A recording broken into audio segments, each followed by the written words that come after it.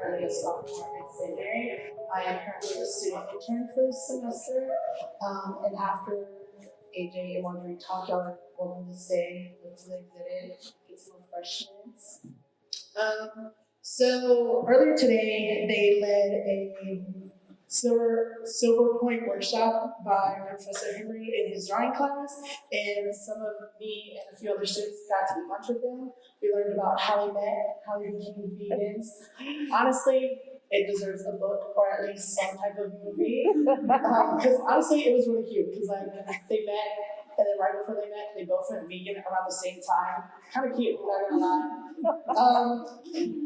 So AJ Smith attended Queen College University in New York City, where he earned a Master of Fine Arts degree in painting and printmaking. He is recognized as Master of Printing and Fine Arts, printing and specializing in drawing with additional interest in painting and traditional fine art printmaking process.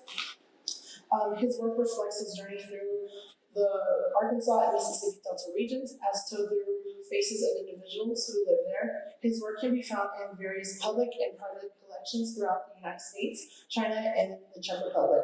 He also has a notable art review public relations with the New York Times, Weekend Arts Los Angeles Times, and Flash Art magazines. Marjorie Williams Smith received a Master of Fine Arts degree from Pratt Institute in Brooklyn, New York. After completing her academic training, she worked for several years as a graphic artist in New York City. Her recent drawings reflect the history of African Americans as told through the field crops and cultivated as enslaved people and sharecroppers.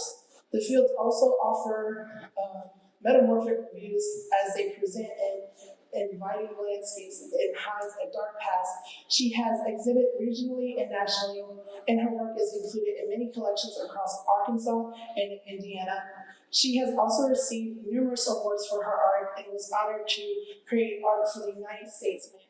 She was most recently awarded the Arkansas Governor Arts Award for Individual Arts. And please join me to welcome them.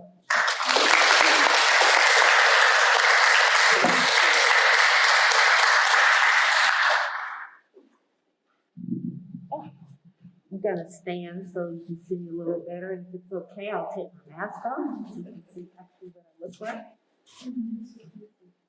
Can you hear me okay? Well, I'd like to thank the Meadows Museum for inviting us to show. So I thank Alyssa Cross for that invitation. I thank Professor Henry for recommending us for this exhibition, and we are glad to be here with you. As Jackson said, we had a Silver Point workshop earlier today with students who were very gifted and excited, I think, to create the Silver Point tool. So it was really great to see their interest, and I appreciate y'all for being here. Title of our show is Shared Visions, and I think we both have a passion for drawing. We have a passion for art. It's kind of what brought us together. Being artists and having an interest in printmaking at the time. And I think we encourage each other as we're working, even though our subject matter is very different. With my work, I'll first talk about Silver Point, because that kind of started this whole body of work for me. And I discovered it, even though I'd heard about it in our history class, I probably wasn't paying that close of attention, sorry to say.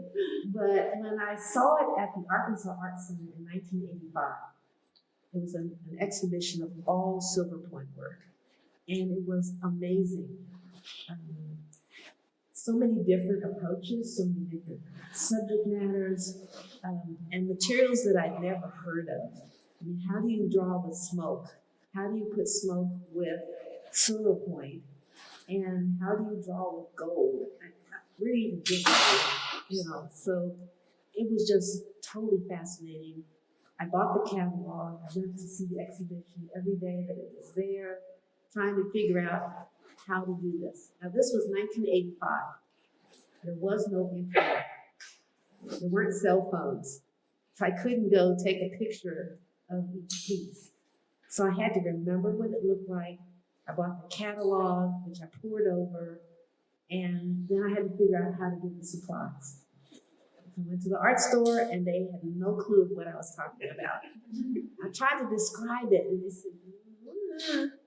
So I read the catalog to find out how to do it. And I just went from there. And I fashioned my own tool because, again, the art store didn't have it. I had some jewelry that I took apart, filed it down, made a drawing tool, and just proceeded from there. And it was kind of just trial and error. And someone said today in class, well, what if I make a mistake? I said, you can't make a mistake. It's all good. It's just all part of the learning process. And so that's what I did. I just kept working and working and working. And so what you see here in the gallery is me working since 1985, trying to really understand how to use this tool. As I draw, particularly from these forms from nature, it's very spiritual. If you've ever gotten involved in a painting or a sculpture piece or even a drawing, and you just get into that world of that piece, and you're really trying to express what you're feeling as you're looking at this form. And how can I best describe it to a viewer so that maybe they'll stop for that moment and really see what's there. Maybe feel something that's there that are looking at this, they get. Some of the pieces, some of the earlier pieces that are relatively small were drawn from actual flowers in my studio. I also learned pretty early on that flowers are alive. Even after you pick them, you can put them in your studio and attempt to draw them, and then within 15 minutes, they're in a different spot. And that could be frustrating. So what I did was I just let them die and started to draw dried flowers. And that kind of set me on that path. So some of the smaller ones, you can do one in the corner down there that says Rose and Pin, was an early drawing. Just me trying to understand how to create values, how to create the subtleties within these flowers, the textures that you see, in that they're dried, they're aged. So the fragility that's there, oftentimes the petals fall off. They collect dust, which changes the value. So all of that investigation offered me an opportunity to get very quiet within and to just kind of be meditative as I'm working to stay focused. Drawing with silver is not forgiving, so you cannot just erase it like you might with pencil. You might get some of it off, but you'll never get all of it off. So I'm really having to be deliberate with my drawing. I'm a mom of two, grandma to four, and as I was raising a family and trying to work a full-time job because I taught at the university in Little Rock for over 30 years. So trying to find that studio time was really challenging. And I think it's that way for a mom. Not to say that dad wasn't there, but lots of times when they're needing something in particular, the first word is mom. Mom's the one carting them to here and there. I was a Girl Scout leader. I'm active in my church. There's only so many hours in the day, but yet I still had to do this. And I found that as a teacher, summer was great. My classes, I could really do more work then. Then I retired. And when I retired, it was like, my husband said, you were so happy. Not that I didn't enjoy teaching, but man, it was great to feel like now I can be in the studio and be there full time. And so I've been enjoying that. I think that first year that I retired was my most productive. Did most of my work. The newer series of these fields I call the Black Fields. And during the pandemic, we had such social unrest and people just kind of rethinking things. I got angry. Just, how did we land here and why are all these things happening? And I was reading some of the history of our country and reading about enslaved people working in sugar fields and cotton fields and tobacco and rice. And I thought, I didn't quite remember hearing about this in my history class, how harsh it was, what the reality really was. And so I said, well, I think if I draw it, I might feel a little bit better. I feel like I'm doing something. So I started with that sugar plantation piece back there, just to get a feel for what did it look like. And they can grow to be, I don't know, 8 to 10 feet tall. If you're familiar with that, I know it's grown here in Louisiana. It's pretty tall, it's pretty hot, it's very humid climate in which it's grown. And that could be a very torturous, but it looks really beautiful. How can it be torturous and it looks beautiful? So that's why I titled the Sugar Enigma. You see one thing, but then something else happens. The cotton fields, there's several cotton field drawings. My husband grew up in Mississippi, and there were cotton fields everywhere. And so we visited some cotton fields and took photographs. I did not sit out there and draw that. I took the photos and took them back to the studio and worked from there. And my husband said, no, maybe I should just take you down and let you pick it, because as much work as you're putting into this, that's about as much work as it would have taken to actually pick it. I said, no, I think I'd rather draw it. But just the feeling of being in that field, particularly that large one, on that day that we were there, it's just this expanse, and just trying to picture people out there picking. Now they have these machines that do all of that, but it was by hand, and they weren't getting paid. There's one in the corner titled "Steal Away." At some point after Reconstruction, when so many of the people were free, but they had nowhere to go, and they stayed on the plantation to continue to work in the field. Eventually, opportunities happened, and they made opportunities happen where they left. And that great migration in the 30s and 40s, where a lot of the population, the Black population, left the South and moved to places like Detroit and Chicago and California and New York City and Boston, looking for better opportunities. And sometimes it was dangerous to leave. And so they would leave in the middle of the night and wouldn't tell anyone. They'd pack up, get in the car, and the next day, go to their house, they're gone. Because it could be dangerous to leave. So that's a new series. It's just getting started. But it's all enjoyable, it's all drawing, and trying to express some of what I'm feeling. So thank you for being here. I'm going to pass the mic to AJ.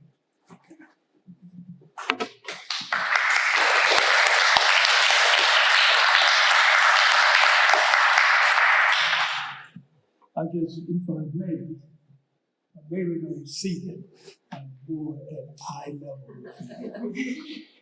First of all, I second everything that Marjorie has said. I think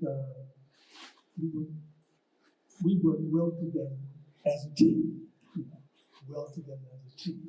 And as artists, we have been extremely fortunate and blessed that we can do in our artwork what we have always wanted to do since as far back as I can remember. All of you in here are artists.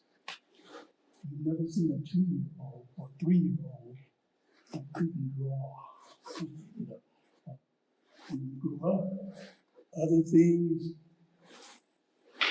get into our lives and set aside.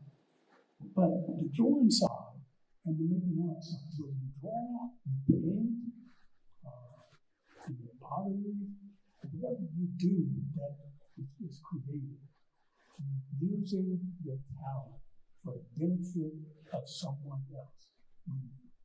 If someone else sees it, that's their benefit, because it inspires them in one way or another.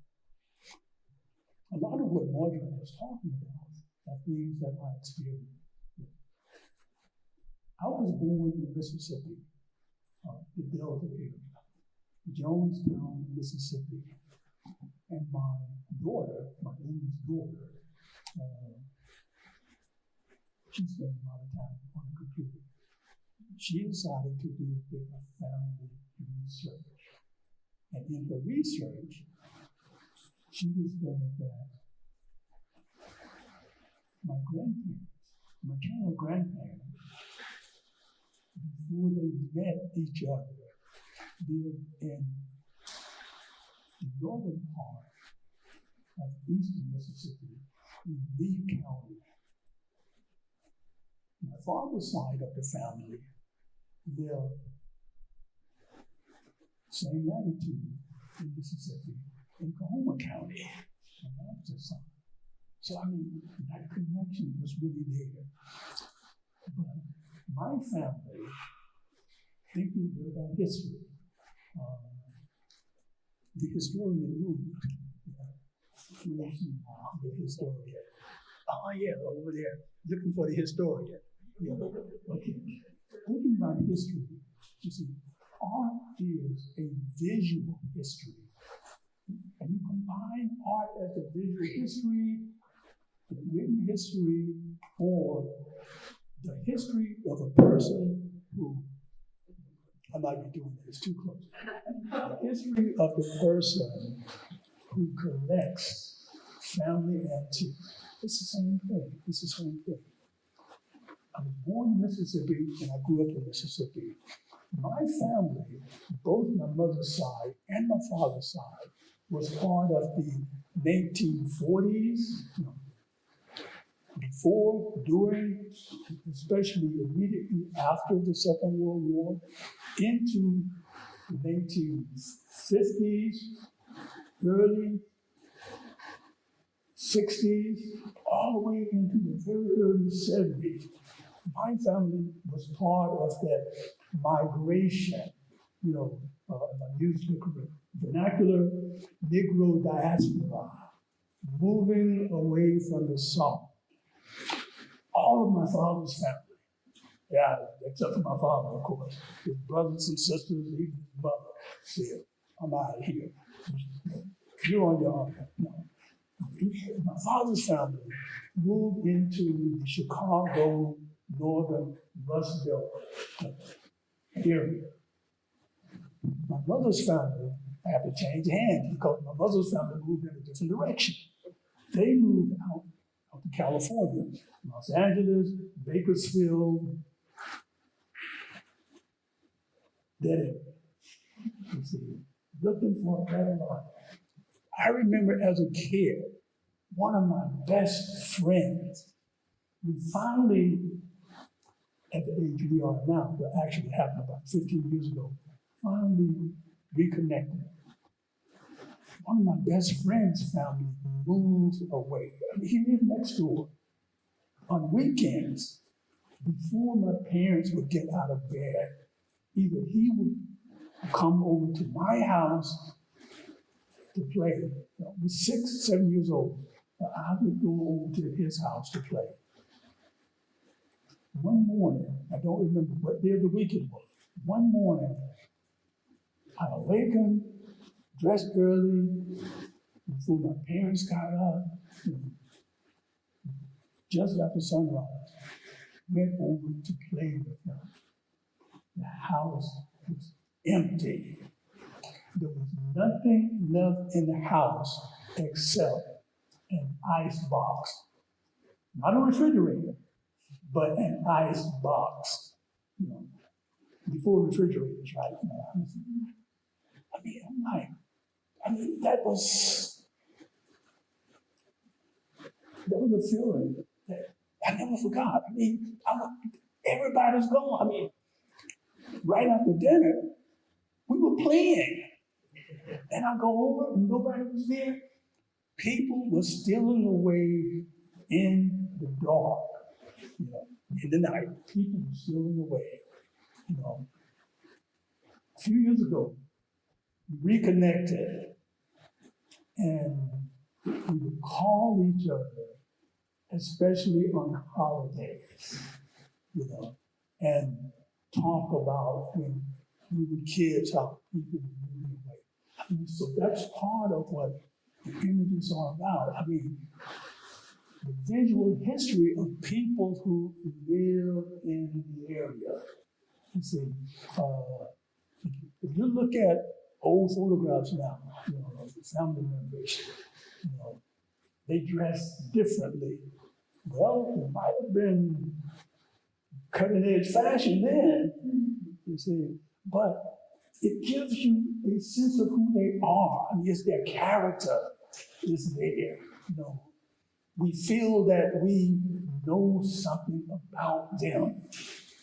So these images, visual history, and also it talks a little bit about these images. Some of them talk a little bit about social exchanges, political exchanges, economic exchanges. They talk about the lifestyle of the people who lived during that period. You see, whatever I was thinking about at the time, and whatever I would read in the newspaper headline at the time. And the piece all the way down on the end, Eddie of Jonestown. I was driving home from the Studio Museum when I was in Black Romantic Show there in New York. I was driving home, driving, I mean, I get a lot done. I mean, you can get a lot done driving, 6-8 hours a day. I mean, you can solve a lot of what you don't have time to get to during the rest of the day. Okay, I'm driving, and that was when Trayvon Martin was headline news, and thinking this and that. So, I followed that thought. I like to ride now. I ride a motorcycle as well as drive. So I invited Marjorie to accompany me on my motorcycle. We rode down to Mississippi, the area where I was born. I gave Marjorie a motorcycle. Marjorie's home is D.C., Washington, D.C.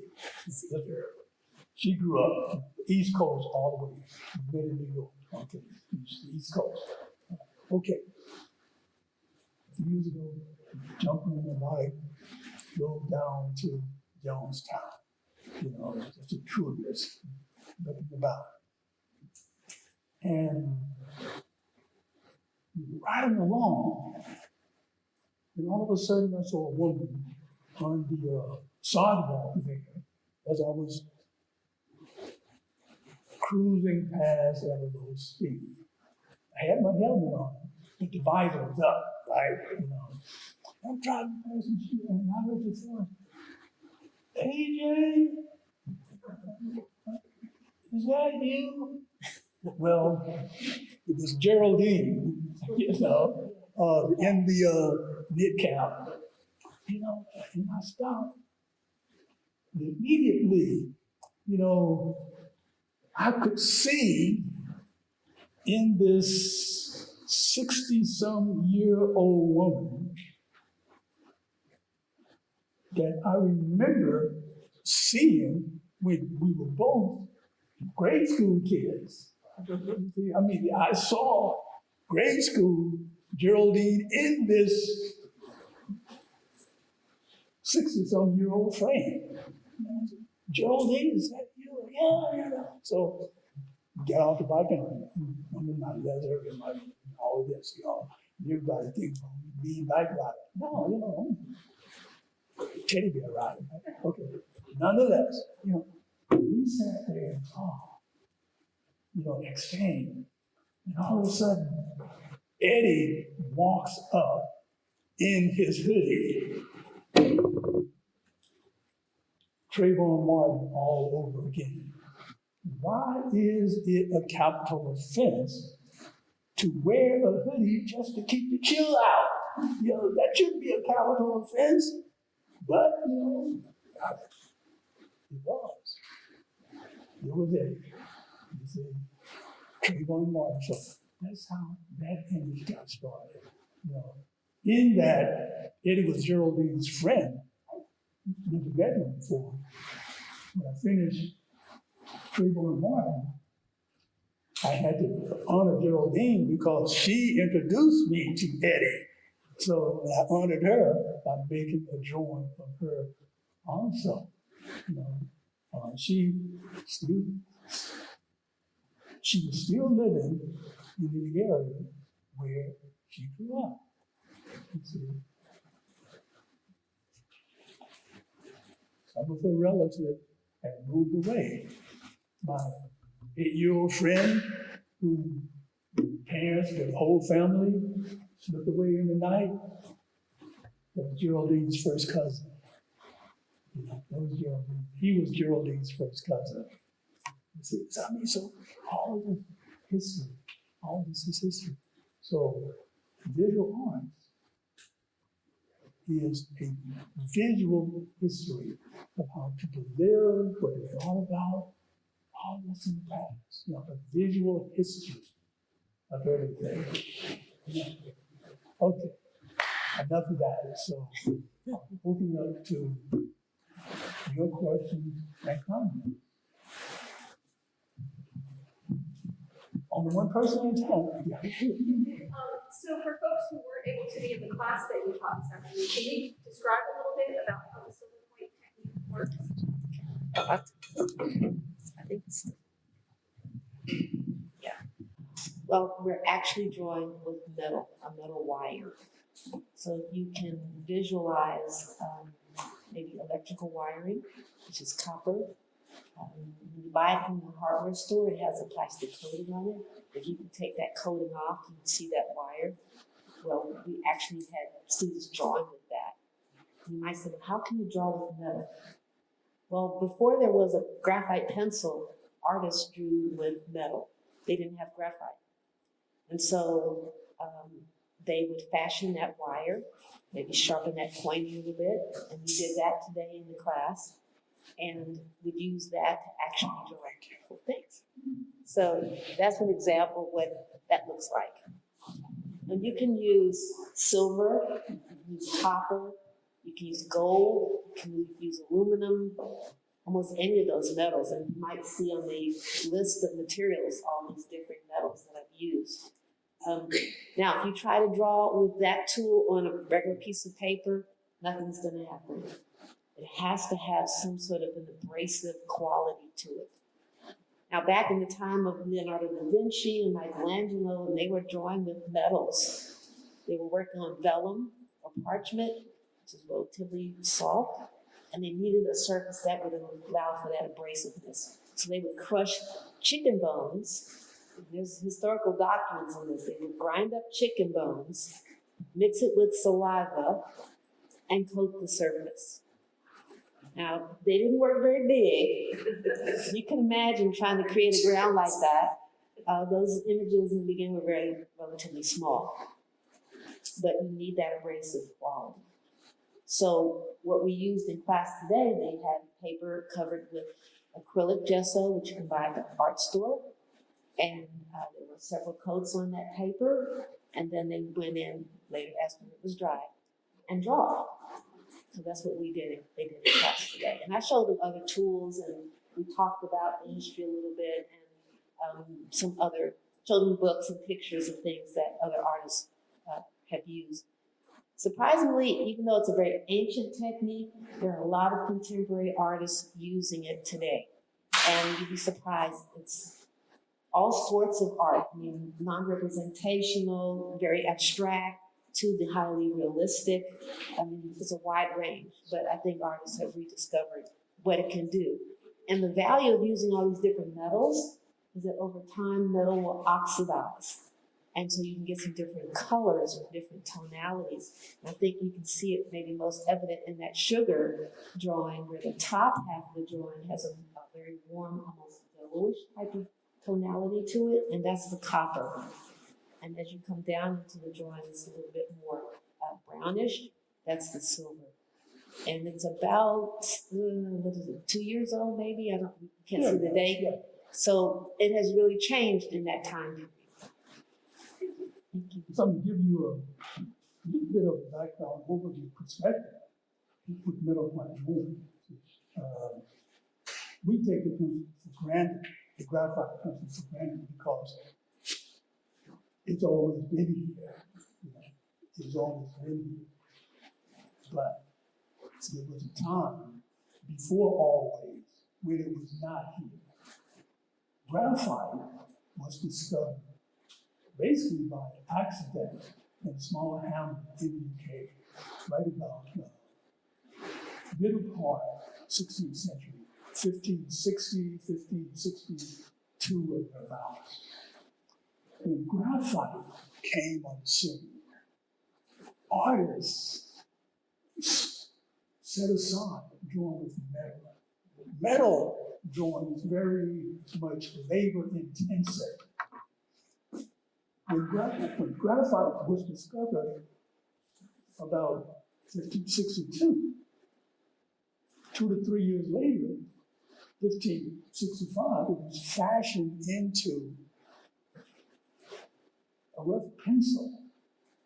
The stick of graphite was molded into a shape by mixing it with wax and affixed to a wooden shaft or style. People started to draw with graphite because metal point was so labor intensive. I mean, imagine how much saliva it would take to make a drawing that big. And how many chickens would have to sacrifice their life. Okay, so, you know, that gives you an idea. Graphite, less labor, faster. And easier to erase. Easier to erase. You see? So that's part of the change. Now, metal point is coming back. It's coming back. And there are even commercially made papers. So you don't even have to coat it with the gesso. You can buy paper already ready to go and just use that. So it's just a preference of what the artist might want. Another question. If you don't mind me asking, how old are your children and are they into art too? Let's see, the oldest is, the youngest is 35. And add 4 to that, so she's 39. And that's how long we've lived in Arkansas. Yeah. She was born In Arkansas. in Arkansas. Right. She was in the incubator when we moved. And I think they're both artistic. They have youngest- natural talent. Yeah, They can draw circles around us. We dragged It's them too to easy. every museum we ever went to since they were born. They hated it. We had to bribe them by saying we're going to the zoo as well. First we'll go to the museum, then we'll go to the zoo. But now they go on their own. My youngest is an architect / interior designer, not a decorator. He's had to tell me that. Very great with photography, can really draw well. Our oldest daughter can draw, paint, does graphic design. She's currently working in the medical field. But I said, you need to put your art up. I said, no. But they have, it comes out in a number of different ways. And now you've got grandchildren. The oldest granddaughter has artistic talent. And I told her, you're further along at your age than I ever was at your age. I don't know that she'll do anything with it because I don't want to really push her too hard because then she might rebel and not want to do it at all. I think she just has it naturally. But we just try to share it with them. And we tell them that this, I tell them, and I tell them that do whatever it is you want to do, but do something and do it well. And if you invest time and energy into it and believe and invest your spirit into it, you will be successful at it. Yeah. You know, when she was getting ready for college, our youngest daughter applying to colleges, you know, she was thinking in terms of, well, I don't know what I want to major in yet. You know, And I said, well, it will come to you. Well, the business college, the University of Arkansas at Fayetteville, contacted her and asked her to apply. I mean, she was like, no, I don't want to go there. No, I'm not going to be a Razorback. You don't have to go to the sports game. Within 2 weeks. 2 weeks after the semester started, she knew all of the Razorback boot songs, victory songs. I thought they only had one. They had 5 or 6 every game, you know. I didn't say I told you so. You know. But, you know, she said, well, I don't know what I want to major in for the young people out there. And I suggested that the business college recruited you.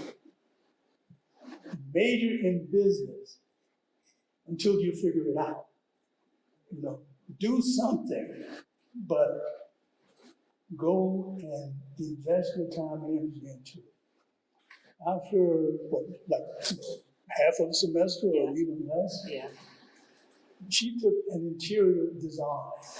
You know, Well, she was doing both as she started. Yeah. She kind of liked interior, but she didn't really know what all was involved. She knew she kind of liked decorating the room or whatever.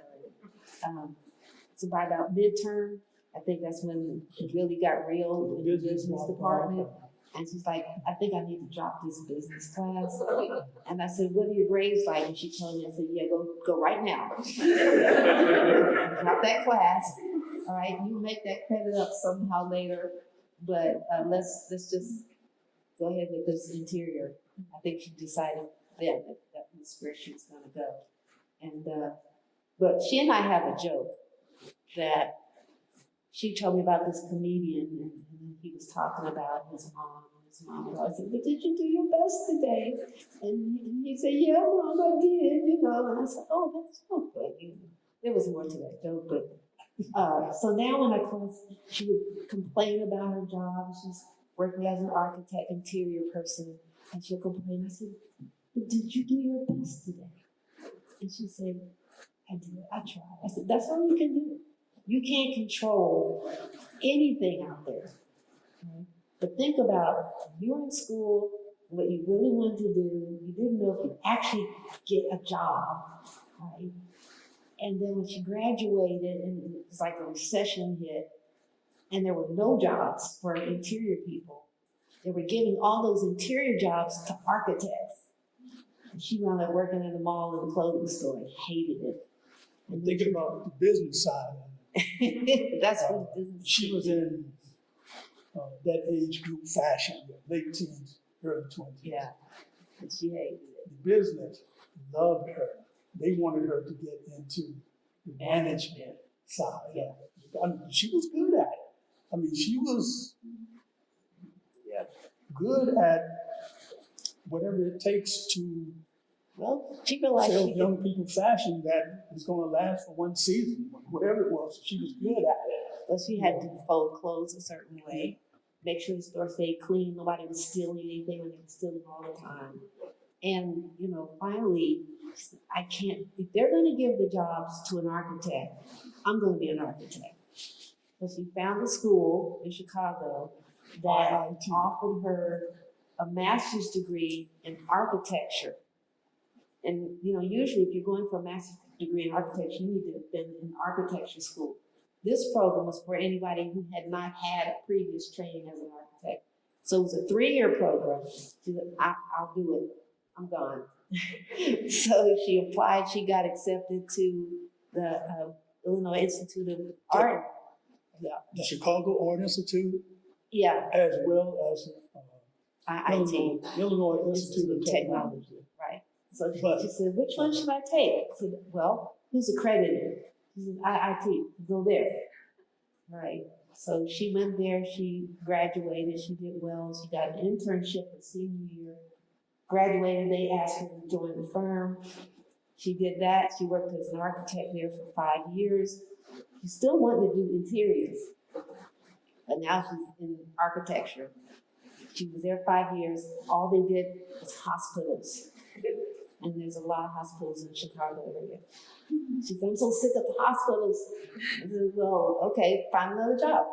So she found another job, hospitals.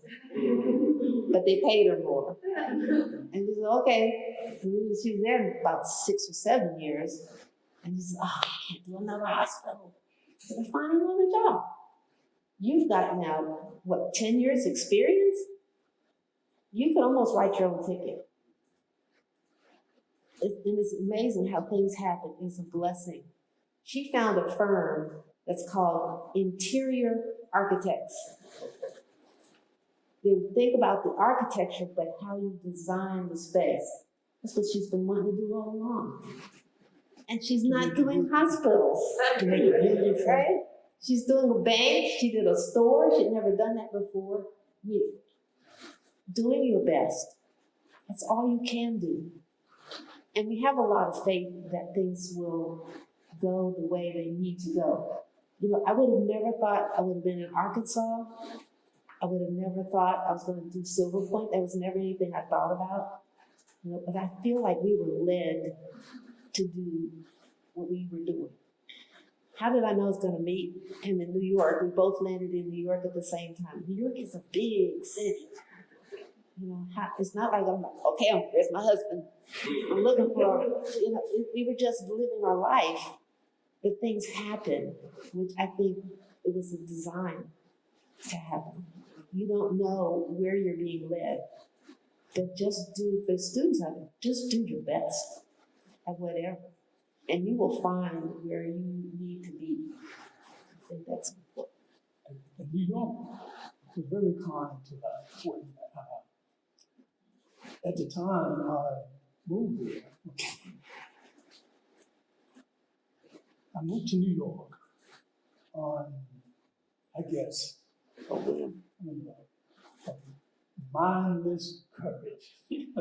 That's what I can call it, mindless courage. I attended the Kansas City Art Institute, and I was fortunate that my painting teacher, Wilbur Newall, was a student of Thomas Hart Benton. And my printmaking teacher was William Kim, also a student of Thomas Hart Benton at the Kansas City Art Institute. So I worked with both of them. I graduated from the Kansas City Art Institute and hung out for a year. I was thinking of graduate school, but I hung out for a year, thinking that, well, I'll get a job, I'll earn some money, and go to graduate school. I got a job, they paid extremely well, I had a lot of fun, and did not have money to go to graduate school. But I still had a plan to go to graduate school. One of my friends from undergraduate school and I made a pact. We were going to go to New York.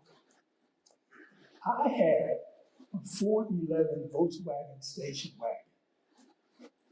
He had a Triumph Spitfire. And we made a plan. We were going to go. Gave notice on my apartment. Packed up, ready to go. 2 days before departure, he backed out on me. I had to, no, I'm not going to do it now. Well, I'm committed. I mean, everything is packed. The last thing I had to pack was my 1971 Shimano tour bike. So I tied that on the roof of my Volkswagen and I headed to New York. I think it was Wednesday or Thursday morning. Drove New York. Driving to New York from Kansas City is quite a haul. I think it was on maybe Wednesday morning. 3 a.m. in the morning, I crossed the Lincoln Tunnel into Midtown Manhattan. 3 o'clock a.m. in the morning in Midtown Manhattan, that's Times Square. Looks like anywhere Saturday night, okay? But I was committed. I was thinking of maybe not finding a place in Manhattan, but across the East River in Queens, you know. So I drove across the East River in Queens. It's about 3:30, 4 o'clock a.m. now. You know, I drove around, and all of a sudden I got tired. My kids, they tell me I would talk to a stop sign if it would respond. That's why I'll be quiet just a moment. Okay. Met a guy at a service station, and we started to talk. And about 4:30, 5 o'clock, I hit my brick wall. My body was ready to stop. And I told the guy, I have to rest for a while. I said, I really have to take a rest. He said, okay, my shift ends at 7 o'clock. You can rest for a while. I mean, this is New York. Rest means sleeping in my car. Okay. No way I would do that. Don't do that. No way I would do that now. Okay. About 6:30, banging on the side of the car. Gotta get up now. Okay, so it's out. My body is still tired. So I had my travel plan, found a hotel not too far away. But to get there, I had to take the Grand Central Turnpike. That's where you get carjacked, okay? So then, that's where you get carjacked. There was a pull-off. I'm 22, so, I don't know what's dangerous. Okay. I need at least another half hour of sleep. So, sleeping on the Grand Central, daybreak, on my way to a hotel. New York was very kind to me. It was very generous. I realize now how fortunate and blessed I was, but it's very generous. After finishing graduate school, I met Robert Blackburn, internationally renowned printmaker. Robert Blackburn then was a member of the Society, SAGA, the Society of American Graphic Artists. That's like printmaking, the people who were in that, it's like, Picasso was a member,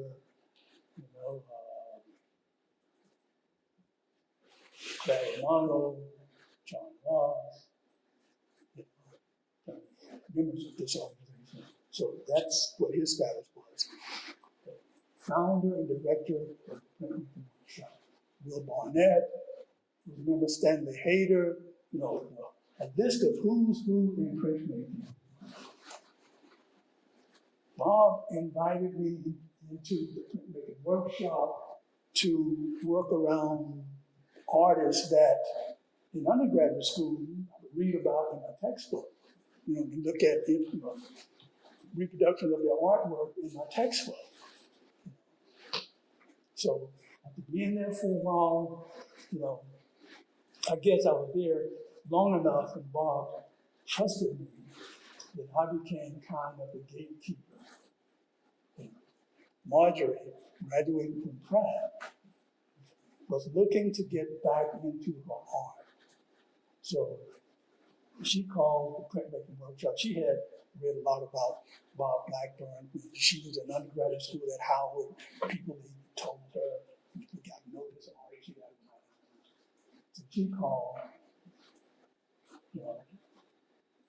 the officer called me. I was in the shop. Hey, man, we have an artist who is interested in coming into printmaking workshop.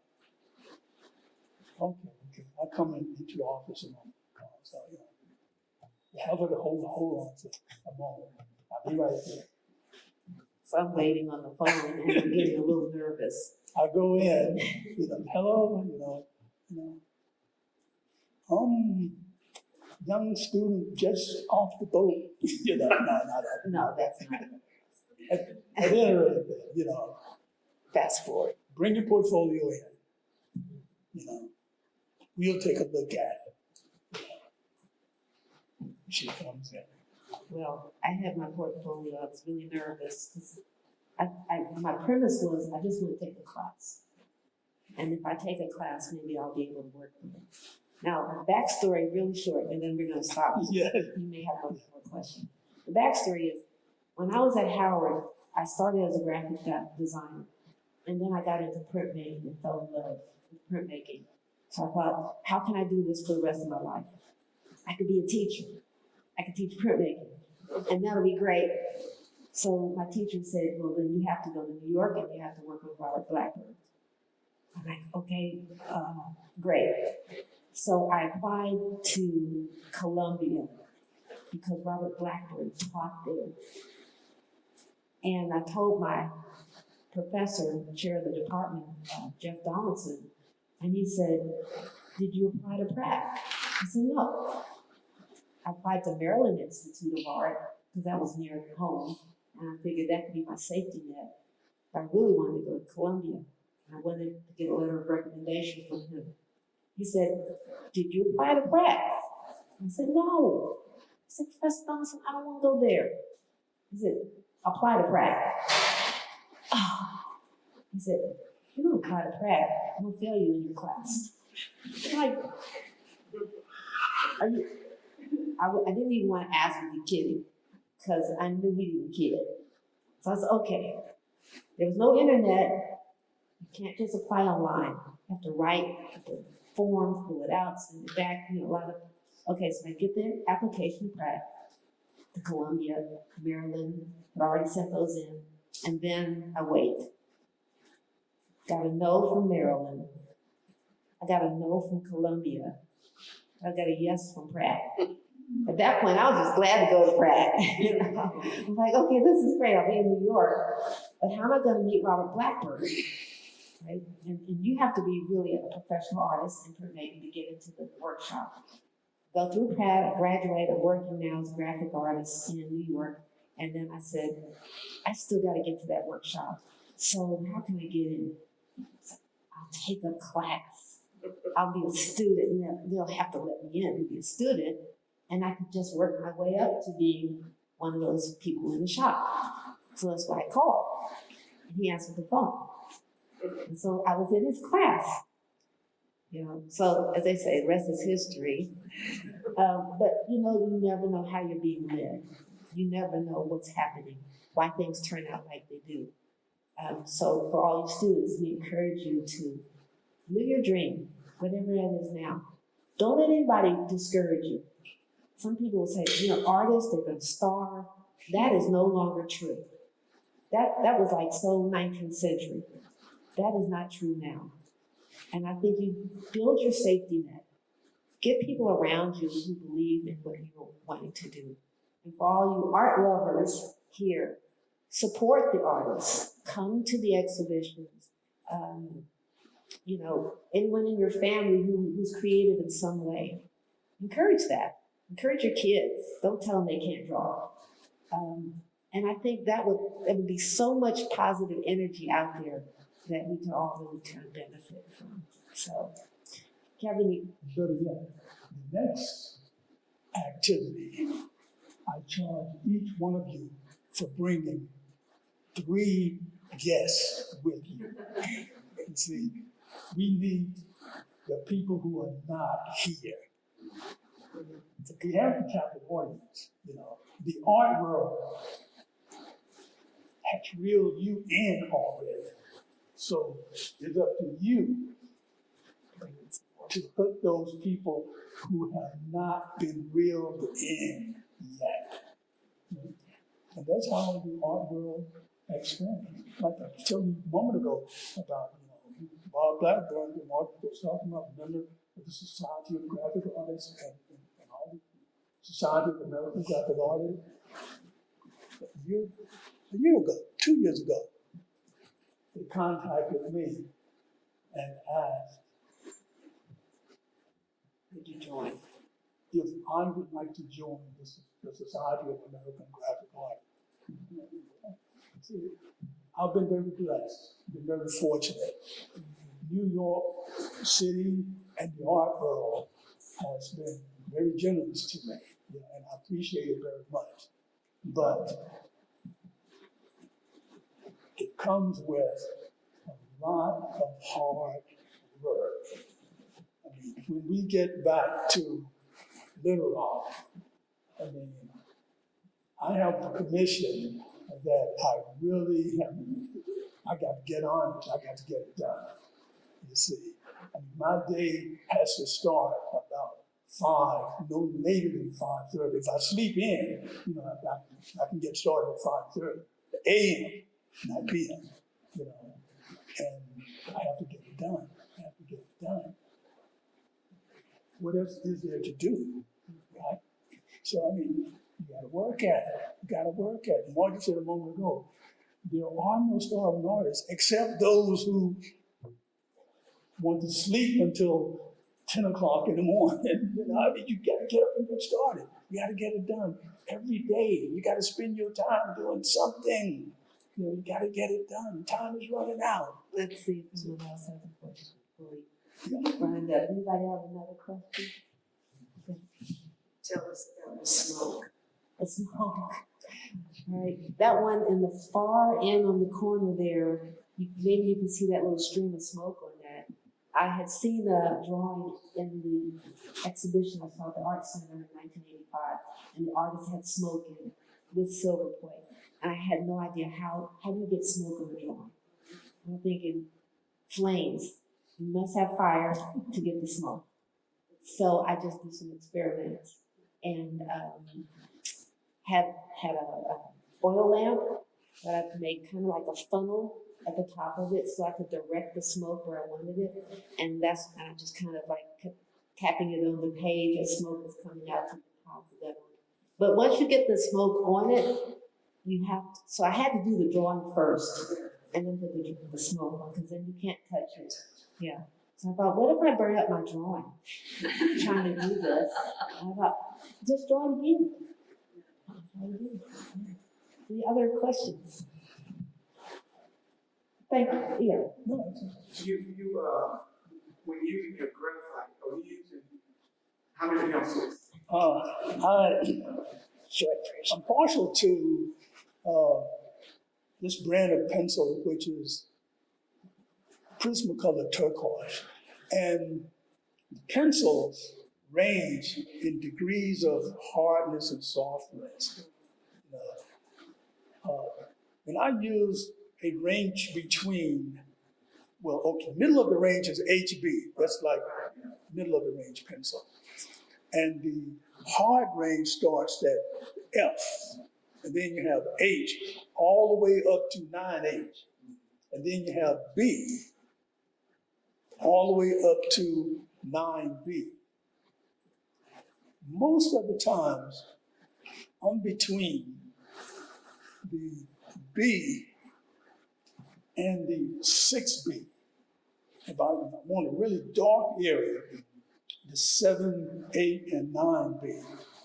But for very delicate light areas, I use an H, most of the time between the H up to maybe the 7H, for those very light areas. So I use the whole gamut. Yeah. Do you use a drawing, like a bridge to keep touching the drawing? Oh no, I have a drafting table. My drafting table, 5 by 7, and I have affixed a tray, maybe 2 feet above the floor. I tilt the table upwards, and I stand the drawing board on that, and I can stand and So draw. he's kind of like, his hand never even rests on the page as it's working. Yeah, just Yeah. stand there and draw. Do you work with people, Marjorie, or do you work with people? How do you? So the smaller ones, I may kind of maybe have a drawing board in my lap, and it's kind of like right there. You can see I'm wearing glasses. I'm now at trifocals, so my eyes are just not as strong as they used to be. So I'm really getting up close, try to do most of the work in the daylight. But if I'm crunched, I'll have to work at night. They have lots of lights. But for the larger pieces, I put them on the easel. We'll flip this way. Well, so I had that. Yes, sir. So thinking of this going back to the comments early on about history, how history is really involved in the process. I don't know if it's necessarily a question here, but what it was really beautiful and interesting, the way perceptibility to history really was the most obvious for you in these different projects.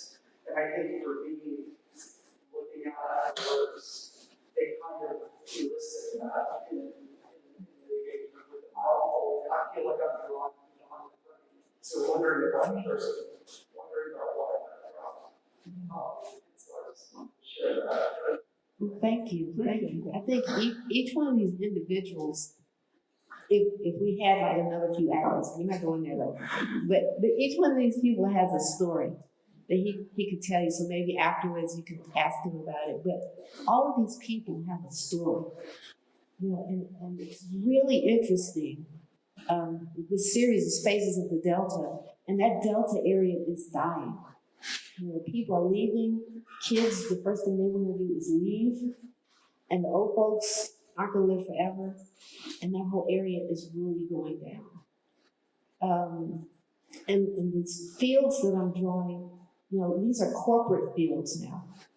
Large companies own these cotton fields, the rice, the things that were once worked by hand.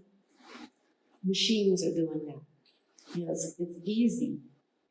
But you think back to that history, there were so many people who contributed to the growth of the country that didn't benefit. And I think some of the things that are happening right now, like if you've heard the story about Jackson, Mississippi, and the water crisis, why did that happen? You can trace back why it happened, right? So there's so many things that we need to really look closely at and look at this history and what can we do as as an individual to just maybe make a difference. And you see, with these images, this is a series, Faces of the Delta. And the Delta area that I'm concentrating on, the Mississippi Delta, the Arkansas Delta, and I want to get into the Louisiana Delta as well, the Mississippi, Arkansas, and Louisiana Delta. A precursor to this series, my work comes in series, a precursor to this series, I started in 1978. Anybody here was born after 1978? No? There's no 1980 people here? Like Oh, 1990 people? 2015 people? No. At any rate, the precursor series, and I take time out between series. Like I said a moment ago, I have a commission I have to work on. I mean, so that's, this is for love, but then I have to eat, you see, and so I have commissioners who want the portrait of themselves or the children, and one guy walked in and asked me if I could do his kids that look like that. Okay. At any rate, a previous series, Places of the Delta, where houses were scattered about, and there were people who owned maybe a few acres of land. You see, there were houses scattered about. And I did those images as lithographs, woodcuts, and etchings. My places of the Delta, lithograph done from the limestone. You grind the limestone by hand. And my etchings, copper plates, and my wood engravings, wood engraving blocks. Wood engraving blocks, the surface of it very much like the butcher block, very smooth surface hardwood. I would take those smaller stones, my plates, and my engraving blocks on location in the Mississippi Delta. Most of the times it was in the summer because that's when we were not teaching. After being away from Mississippi for quite a while, I learned how hot it would get in the summer, sitting in the sun, trying to draw. I mean, it was like 110 degrees, scorching. You see. But making images of my places of the Delta, my print. And then I took a few years off, did other things, other type of images, and then my faces up the Delta started. And it comes in series. And I think the idea has to come first. And that creates the reason for wanting to do it. And then the commitment comes next. But the final stage of it is, I believe, is the craft. I mean, I believe in the idea of the art itself, whatever that mysterious thing is that allows us to call it art. And then the third component, the craft. I mean, how do you put it together? The technical endeavor. So, all together. And the idea is part of the history. That's not the question. I think that should be it. Well, I would invite you to visit the museum again when it's a quiet space. You know, maybe you are in here alone, or 2 or 3, no more than 5 in here. Visit with each one of the pieces. When I visit a museum, I visit a piece, you know, and I deal with that piece a few minutes. So I invite you, visit these people, get to know them. Sister Mary Eliza, you know, was at the Museum of Science and Industry in Chicago until you contacted us. Yeah. And so when she was sent home, you know, Sister Mary Eliza passed just a few months ago after celebrating her 100th birthday. I mean, imagine, 100 years old. I mean, that's older than the automobile. You see? So all of these people. And over there, Mr. QT, he was drafted in the military at 16. He was given 6 weeks of basic training and sent to the front line in World War II. But the military said he was 18 and he volunteered. He said, no, I was 16 and I was drafted. And they said, no, you were 18 and you volunteered. And over here is, over there, son of WW2, Mr. QT's grandson. Mr. QT, when we were talking, brought out some photographs of himself. Army dress uniform, 1940s vintage. Son of WW2, 16, is an exact clone of his grandfather at 16. I mean, it's absolutely incredible. And outside, here to a governor, great grandfather was a Confederate general at the time. Robert E. Lee surrendered to General Grant. We were sitting there talking on his leather couch and this and that. You know, he's telling me his story about being in the Second World War and his grandfather, or excuse me, great-great-grandfather being in the Confederate War. I mean, that's history. And he brought this collection of guns out while I'm trying to get the idea of my drawing. He, although a Southerner, had a compression rifle that the northern side, the Union side, used. And he was saying, that's why we lost the war. Those Yankee boys up north had repeaters and we had muzzle loaders. That's why we lost the war. I'm thinking, my side won. Not okay, And I didn't know that. You see, stories. Visit with these people, these pieces. You know, history is what history is, and we have to get to know it because it's part of who we are now. Okay.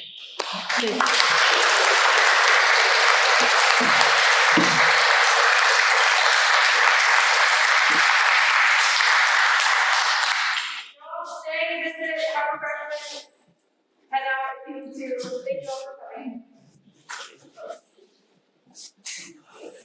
Thanks for being here. Thanks for enduring us all the time.